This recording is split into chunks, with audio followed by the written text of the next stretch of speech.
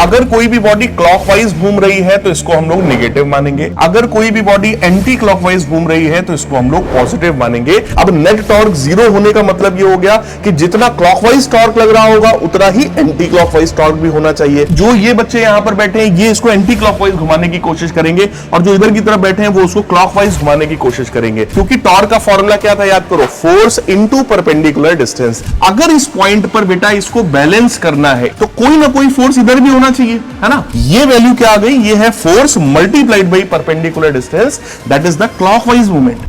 Hi everyone, this is Shailendra Pandey, your physics educator. बेटा आज के सेशन में हम लोग बात करने वाले हैं एक टॉपिक के बारे में जिसका नाम है प्रिंसिपल ऑफ मूवमेंट्स। और इस सीरीज में मैं आपको 4 से 5 मिनट, 6 मिनट या 7 मिनट के आसपास का ही एक वीडियो दूंगा जिसमें कोई भी एक टॉपिक मैं उठाऊंगा और उस टॉपिक को आपको बहुत अच्छी तरीके से समझा दूंगा with some numerical problems also, right. तो आ जाइए फटाफट हम लोग इस टॉपिक को समझते हैं। सबसे पहली बात ये होती है कि सर टॉर्क क्या होता है, या फिर जिसको हम लोग मूवमेंट ऑफ फोर्स के नाम से जानते हैं। तो बेटा टॉर्क और मूवमेंट ऑफ फोर्स एक ही चीज है। जब कोई भी फोर्स बॉडी पर लग रहा हो और फोर्स के पास बॉडी को रोटेट करने की टेंडेंसी हो तो वहां पर बेटा हम लोग टॉर्क की बात करते हैं। जैसे मान लो ये कोई एक बॉडी है जिसको किसी एक पॉइंट पर हमने फिक्स कर दिया है और हमने बॉडी पर मान लो इस तरीके का एक फोर्स लगाया। अब ये फोर्स क्या कोशिश करेगा, ये बॉडी को एंटी क्लॉकवाइज घुमाने की कोशिश करेगा। तो यहां पर हम लोग बेटा टॉर्क या फिर मूवमेंट ऑफ फोर्स डिफाइन करते हैं जिसकी वैल्यू होती है force multiplied by perpendicular distance. तो इसको टाउ से डिनोट किया जाता है, फॉर्मूला होता है perpendicular distance multiplied by force के बराबर।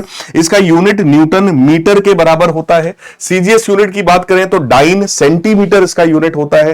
टॉर्क एक वेक्टर क्वांटिटी है, यानी इसके पास डायरेक्शन होता है। अब बात करें सर इसकी वैल्यू कब पॉजिटिव होगी कब नेगेटिव होगी। अगर कोई भी बॉडी क्लॉकवाइज घूम रही है तो इसको हम लोग नेगेटिव मानेंगे, अगर कोई भी बॉडी एंटी क्लॉकवाइज घूम रही है तो इसको हम लोग पॉजिटिव मानेंगे। क्योंकि ऐसा होता है, ये एक एक्सियल वेक्टर होता है बेटा, ये एक एक्सिस की डायरेक्शन में लग रहा होता है। तो अगर कोई भी बॉडी हमारी क्लॉकवाइज घूम रही, क्लॉकवाइज, तो थंब देखिए अंदर की तरफ जा रहा है इसलिए मैंने नेगेटिव लिखा है। अगर बॉडी एंटी क्लॉकवाइज घूम रही है, इस तरीके से घूम रही है ना, तो ये बाहर की तरफ आएगा इसलिए हम लोग इसको पॉजिटिव मान करके चल रहे हैं। आ जाओ थोड़ा सा इस पर मैं आपको एक आध क्वेश्चन करवाऊं, है ना, तो थोड़ा सा ज्यादा फील आएगा। लेकिन स्टार्ट करें उसके पहले आप लोग ट्रिपल एस आर्मी के टेलीग्राम चैनल को फटाफट ज्वाइन कर लेना ताकि आप लोग को ये वाला पीडीएफ नोट जो है वो मिल सके, राइट। आप फिजिक्स बाई शैलेंद्र सर इस तरीके से सर्च करके जो है टेलीग्राम पर ज्वाइन कर सकते हो। अब आते हैं सीधे सीधे प्रिंसिपल ऑफ मूवमेंट्स पर कि सर ये प्रिंसिपल ऑफ मूवमेंट्स क्या होता है। प्रिंसिपल ऑफ मूवमेंट्स ये कहता है बेटा कि अगर कोई भी बॉडी या कोई भी सिस्टम हमारा इक्विलिब्रियम कंडीशन में है तो उसके ऊपर लगने वाला जो टोटल टॉर्क होगा, यानी कि जो नेट टॉर्क होगा वो जीरो के बराबर होगा। अब नेट टॉर्क जीरो होने का मतलब ये हो गया कि जितना क्लॉकवाइज टॉर्क लग रहा होगा उतना ही एंटी क्लॉकवाइज टॉर्क भी होना चाहिए। तो वही चीज यहां पर लिखा है कि according to principle of movements the algebraic sum of movements of all the forces acting on the body about axis of rotation is zero if the body is in equilibrium। अगर बॉडी इक्विलिब्रियम में है तो total torque की value क्या होगी बेटा, zero होगी। यानी कि जितना एंटी क्लॉकवाइज टॉर्क होगा उतना ही क्लॉकवाइज टॉर्क भी होगा। टॉर्क को ही मूवमेंट बोल रहे हैं बार बार, है ना। तो अब जरा समझो, जो ये बच्चे यहां पर बैठे हैं ये इसको एंटी क्लॉकवाइज घुमाने की कोशिश करेंगे और जो इधर की तरफ बैठे हैं वो उसको क्लॉकवाइज घुमाने की कोशिश करेंगे। तो जितना मूवमेंट ऑफ फोर्स क्लॉकवाइज की वजह से आया है उतना ही बेटा एंटी क्लॉकवाइज की वजह से भी आएगा। अब यहां पर अगर कोई कहे इस कंडीशन में सर प्रिंसिपल ऑफ मूवमेंट्स लगा करके दिखाओ, तो सीधी सी बात है कि जो क्लॉकवाइज मूवमेंट है वो एंटी क्लॉकवाइज मूवमेंट के बराबर हो जाएगा। क्लॉकवाइज मूवमेंट कितना है जरा चेक करो, वेट है हमारा W1 के बराबर, डिस्टेंस कितने के बराबर है, L1 के बराबर। सिमिलरली W2 हमारा वेट है ये वाला, डिस्टेंस कितना है, L2 के बराबर। क्योंकि टॉर्क का फॉर्मूला क्या था याद करो, फोर्स इनटू परपेंडिकुलर डिस्टेंस। तो ये रहा फोर्स, ये रहा डिस्टेंस, ये रहा फोर्स, ये रहा डिस्टेंस। तो ये तो बात हो गई हमारी क्लॉकवाइज मूवमेंट की। That clockwise movement must be equal to anti clockwise movement, यानी कि ये भी तो कुछ ना कुछ मूवमेंट देगा ना। तो W3 मल्टीप्लाइड बाई L3। तो ये जो स्टेटमेंट आपके पास लिख करके आया, इसका सिंपल सा मतलब है भाई यही है प्रिंसिपल ऑफ मूवमेंट्स, यानी कि जो क्लॉकवाइज मूवमेंट है वो एंटी क्लॉकवाइज मूवमेंट के बराबर हो जाने वाला है। आ जाइए फटाफट एक क्वेश्चन आपको दिखाते हैं जो कि आपके एग्जाम में लॉन्ग क्वेश्चंस में आने के चांसेस रहते हैं। क्वेश्चन हमसे कह रहा है uniform metre rule rest horizontally on a knife edge at 60 centimetre mark. यानी कि 1 मीटर लेंथ का बेटा कोई भी एक रॉड है, इसकी लेंथ 1 मीटर है, यानी कि हम इसकी लेंथ को 100 सेंटीमीटर लिख सकते हैं, ठीक है। And it rest horizontally on knife edge at 60 centimetre mark. यानी यहां कहीं पर एक नाइफ एज एज रहा होगा जिस पर ये हॉरिजॉन्टली रखा हुआ है, यानी कि ये बैलेंस्ड है, ठीक है। और ये कहां पर है, ये 60 सेंटीमीटर के मार्क पर है, यानी इधर से 60 सेंटीमीटर की डिस्टेंस पर है। When a mass of 10 gram is suspended from one and, यानी इसके किसी एक तरफ से 10 ग्राम के मास को अगर हम लटका दें तब ऐसा हो रहा है। हमसे कह रहा है draw diagram of the arrangement, फिर ये भी कह रहा है eight which and must the mass be suspended, जो मास हमें लटकाना है वो आखिर कौन से एंड पर हमें लटकाना चाहिए। अब यहां पर लॉजिक ये कहता है बेटा कि अगर मैं इसके वेट की बात करूं तो किसी भी रॉड का जो वेट होता है भाई वो एग्जैक्टली मिडिल पॉइंट पर लगता है, और ये वेट मैं W से रिप्रेजेंट कर रहा हूं। मिड पॉइंट का मतलब 50 सेंटीमीटर इधर से, 50 सेंटीमीटर इधर से भी रहा होगा। अब तुम ही लोग मेरे को बताओ, 50 सेंटीमीटर पर यहां पर वेट ऑलरेडी नीचे की तरफ लगा हुआ है। अगर इस पॉइंट पर बेटा इसको बैलेंस करना है, इस पॉइंट पर इसको इक्विलिब्रियम कंडीशन में लाना है, यानी टोटल टॉर्क की वैल्यू को अगर 0 के बराबर आपको करना है तो कोई ना कोई फोर्स इधर भी होना चाहिए, है ना।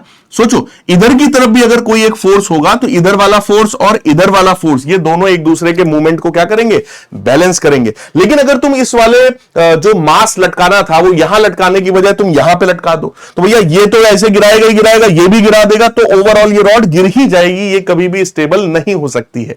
तो इसका सीधा सा मतलब ये है कि अगर मैं इस रॉड का नाम रख दूं AB, तो B वाले एंड पर हमें वो मास लटकाना चाहिए जिसकी वैल्यू कितनी थी, 10 ग्राम के बराबर, ठीक है। 10 ग्राम का ये बेटा मास था, 10 ग्राम के बराबर यहां पर मास हमने लटका रखा है। अब हमसे कह रहे हैं what is the mass of the rule, इस रूल का मास क्या होगा। देखो, वेट जो होता है, जो कि फोर्स है, वो mg के बराबर होता है, और यहां पर अगर मैं आपको बताऊं तो ये 10 ग्राम लिखा हुआ है ना। ग्राम का मतलब समझना जरा, अगर मैं इसको 1000 से डिवाइड करूंगा तो ये क्या आ जाएगा, किलोग्राम, है ना। 10/1000 करेंगे तो किलोग्राम आएगा, और उसमें भी अगर मैं g का मल्टीप्लाई कर दूंगा तो ये जो है इस वाले मास का क्या होगा, वेट हो जाएगा।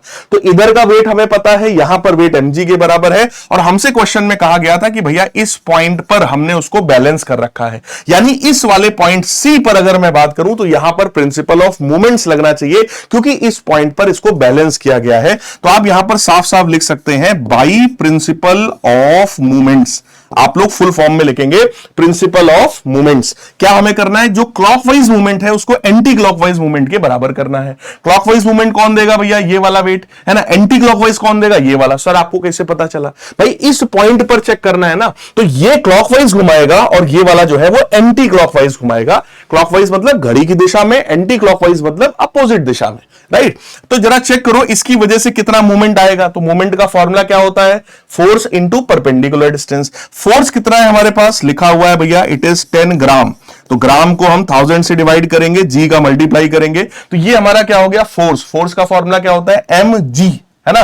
तो ये फोर्स है, और ये डिस्टेंस बेटा कितनी है, तो ऑब्वियस सी बात है अगर ये 60 सेंटीमीटर है तो ये बचा डिस्टेंस कितना हो गया, 40 सेंटीमीटर।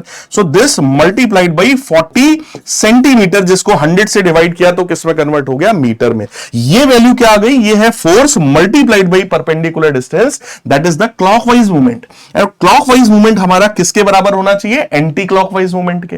एंटी क्लॉकवाइज मूवमेंट कौन देगा, mg देगा, है ना। और मल्टीप्लाइड बाई ये डिस्टेंस कितना है, जरा सोचो, लॉजिकली सोच करके बताओ। अगर ये टोटल डिस्टेंस 60 सेंटीमीटर है, ये मिडिल पॉइंट है, तो ये 50 रहा होगा, इसका मतलब ये डिस्टेंस बेटा 10 सेंटीमीटर रहा होगा। तो हमें यहां पे क्या रखना है, 10 सेंटीमीटर डिवाइडेड बाई 100 करोगे तो मीटर में आ जाएगा। अब फटाफट इसको सिर्फ सॉल्व करना है, जी से जी कैंसिल आउट, 100 से 100 कैंसिल आउट, 0 से 0 कैंसिल होगा, 1 0 से 1 0 ये भी कैंसिल आउट हो जाएगा। m की वैल्यू देखो हमें क्या मिल गई, यहां पर m की वैल्यू मिल गई 4 divided by 100, 4 divided by 100 kilograms के बराबर, यानी 0.04 किलोग्राम। तो यहां पर देखते हैं आंसर हमारे सारे के सारे जो हैं वो ग्राम्स में गिवन है ना। तो 0.04 किलोग्राम का सिंपल सा मतलब है डी वाला ऑप्शन, यानी कि 40 ग्राम इसका मास होना चाहिए। तो आपने क्या किया, प्रिंसिपल ऑफ मूवमेंट्स लगा करके आपने इस रॉड का जो वेट है वो वेट आपने यहां पर फटाफट जो है कैलकुलेट कर लिया है। बिल्कुल सेम प्रिंसिपल पर बेस्ड एक क्वेश्चन हमारे पास यहां पर है, आप सभी लोग इस वाले क्वेश्चन को ट्राई करिएगा, ठीक है। इसका मैंने सोल्यूशन भी आप लोगों को दे रखा है मैच करने के लिए, राइट। और मिलेंगे हम लोग इसी तरह के और वीडियोस के साथ, जिसमें 5-7 मिनट 8 मिनट के अंदर में हम लोग कोई एक अगला कंसेप्ट सीखेंगे। तो आप लोग भी कमेंट्स में बताना ये वीडियो कैसा लगा और आपको अगला कौन सा टॉपिक सीखना है, ये भी आप सभी लोग कमेंट्स में बता सकते हो, ठीक है भाई। So, love you all the best.